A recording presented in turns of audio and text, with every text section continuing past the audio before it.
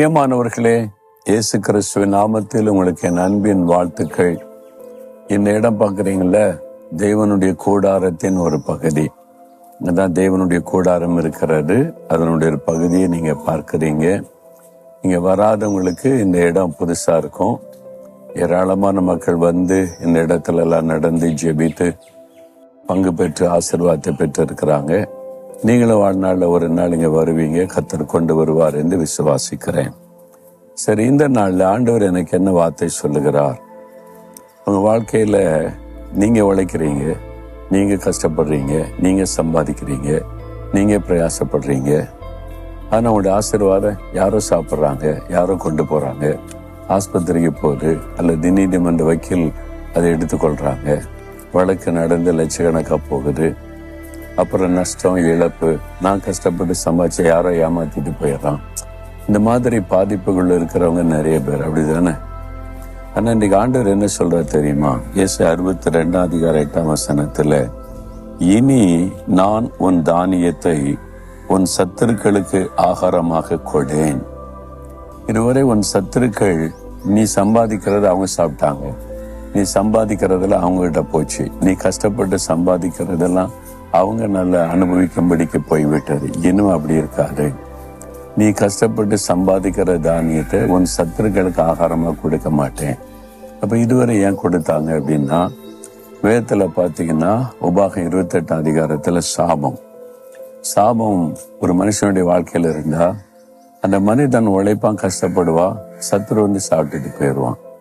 இஸ்ரவேல் மக்கள் பாவம் செய்து தேவனை துக்கப்படுத்தி சாபத்துக்குள்ளாயிட்டாங்களா? அவங்க விதை விதைப்பாங்க. நிலத்துல கஷ்டப்பட்டு விதை விதைத்து தண்ணீர் பாய்ச்சி களை பிடுங்கி நல்லா வளர்ந்து வர்றதை கவனித்து அறுவடை காலம் வரும். இப்ப அறுத்துடலாம், இந்த வாரம் அறுத்துடலாம், நல்லா விளைஞ்சிருக்குன்னு சந்தோஷமா இருக்கும்போது சத்துருக்கள் வருவாங்க, படையெடுத்து வருவாங்க.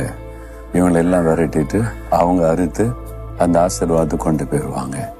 அப்ப இவங்க கஷ்டப்பட்டு உழைச்சி பிரயாசப்பட்டு வயல் நிலத்துல உழைச்சி தானியத்தை விளைவித்தால் அவங்க கொண்டு போய் நல்ல சந்தோஷமா சாப்பிடுவாங்க. அது ஒரு சாபம், பாவத்தை நிமித்தமாய் வந்தது. நாம் கஷ்டப்படுறோம், நாம உழைக்கிறோம், நம்ம சம்பாதிக்கிறோம், நம்ம எவ்வளவு பிரயாசப்பட்டு செய்யறோம், யாரோ சாப்பிட்றான், யாருக்கும் அது போகுது அப்படின்னு நினைக்கிறீங்களா? சில சமயம் பாவத்தை நிமித்தமாக இருக்கும். உங்களை யோசிச்சு பாருங்க, என்ன பாவம் செய்றீங்க? ஆண்டவர் துக்கப்படுத்திட்டீங்களா? கர்த்தருக்கு விரோதமா பாவம் செய்துட்டீங்களா? மனம் திரும்பி ஆண்டோடைய பாதத்தை பிடித்து கொள்ளுங்க. ஆண்டவரை மன்னிச்சிருங்க, இறக்கம் செய்யுங்கன்னு. அப்படி ஆண்டவர்கிட்ட விழுந்துட்டீங்கன்னா இனிமேல் உங்க ஆகாரத்தை சத்துரு சாப்பிடும்படி விட மாட்டார்.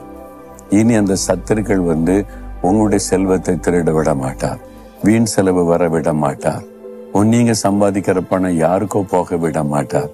உங்க குடும்பத்துக்கு ஆசீர்வாதமா இருக்கும்படி உன் கையின் பிரயாசத்தை நீ சாப்பிடுவாய்னு வாக்கு கொடுத்திருக்கிறார்ல, அப்படி நடக்கும்.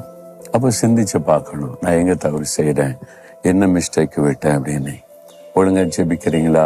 ஒழுங்கா வேதத்தை தியானிக்கிறீங்களா? சர்ச்சுக்கு போறீங்களா? ஆண்டோருக்கு முதலிடம் கொடுக்கறீங்களா? கர்த்தருக்கு பிரியமில்லாத எதுக்காவது இடம் கொடுத்துட்டீங்களோ? சோதித்தை பார்த்து ஆண்டோர்கிட்ட திரும்ப ஒப்பு கொடுக்கணும். சரியா? இன்றைக்கு நீ ஒப்பு கொடுத்துட்டீங்கன்னா இனிமேல் உங்களுடைய கையின் பிரயாசம் அந்த ஆசீர்வாதத்தை சத்துரு கொண்டு போக விட மாட்டார். இப்போ அதுக்காக ஜெபிக்க போறோம். ஆண்டவரே, நான் ஏதாவது தவறு செய்திருந்தா மன்னியும், உம்மை துக்கப்படுத்தி இருந்தால் மன்னியும், உம்மை வேதனைப்படுத்தும்படியான காரியத்தை செய்து சாபம் என் வாழ்க்கையில வர வழி திறந்திருந்தால் என்னை மன்னித்து சாபக்கிரிகளை மாற்றி ஆசீர்வதியும். நீங்க வாக்கு கொடுத்தபடி நான் பிரயாசப்பட்டு சம்பாதிக்கிற என் தானியத்தை நானும் என் குடும்பமும் சாப்பிட்டு உம்மை துதிக்கும்படி இந்த நாள்ல இருந்து இந்த வீண் செலவுகள், நஷ்டங்கள், இழப்புகள் இருந்து விடுதலையாக்கி எங்களை ஆசீர்வதியும். இயேசுவின் நாமத்தில் ஜெபிக்கிறோம் பிதாவே. ஆமேன், ஆமேன்.